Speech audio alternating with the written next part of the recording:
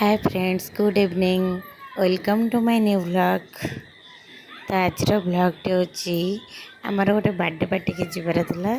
तो से मु मेकअप होची। तो केमती कौन मेकअप होची सेटा मु वीडियो करची। तो प्रथमे मु इयरिंग्स पिंधली। इयरिंग्सटा मते गिफ्ट रे मिली थिला।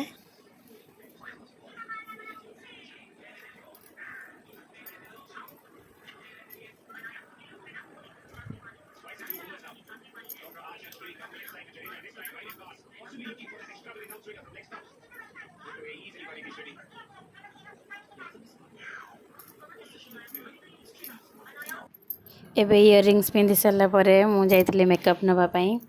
मेकअप नबारे मुझे यूज करी NYB 3-in-1 फाउंडेशन,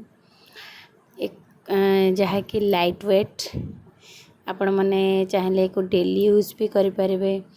एटा बहुत लाइट वेट और नेचुरल लुक भी दिए, हेवी लुक दिएनी।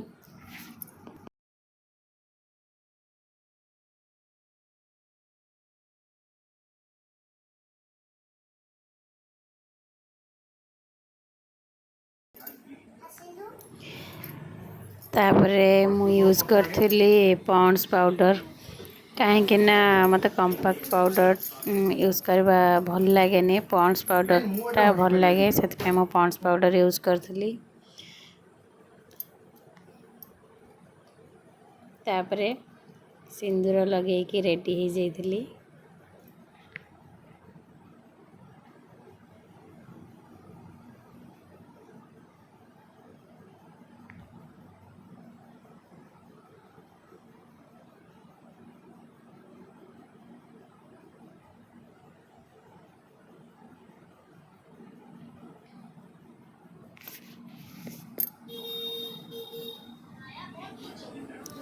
लिपस्टिक रे मुझे यूज करची मिला, जोटा कि भल प्रोडक्टा लॉन्ग लास्टिंग।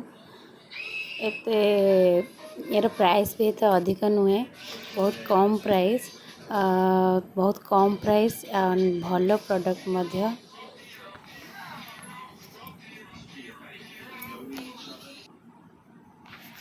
आईलाइनर रे मु यूज करथिले NYB रो आईलाइनर।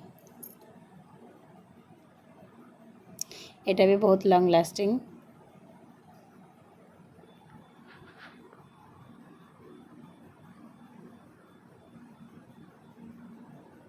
बर्थडे पार्टी को जाऊ चने।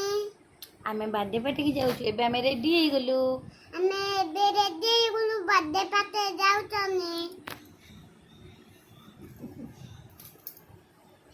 आसंतु जी, आसंतु देखिए।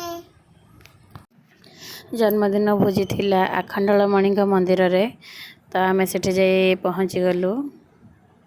सेठी कुनी पुअर बहुत सारा फोटो मरा हेतिला, सब मंत्र। तापरे आखंडलमणि दर्शन कर मुंडिया मारथिलु। तापरे भोजी खाई बसिलु। भोजी रे गोटे गोटे आइटम आसिक पत्र रे लागी चलला। ठाकुरंग प्रसाद बहुत बढ़िया थिला।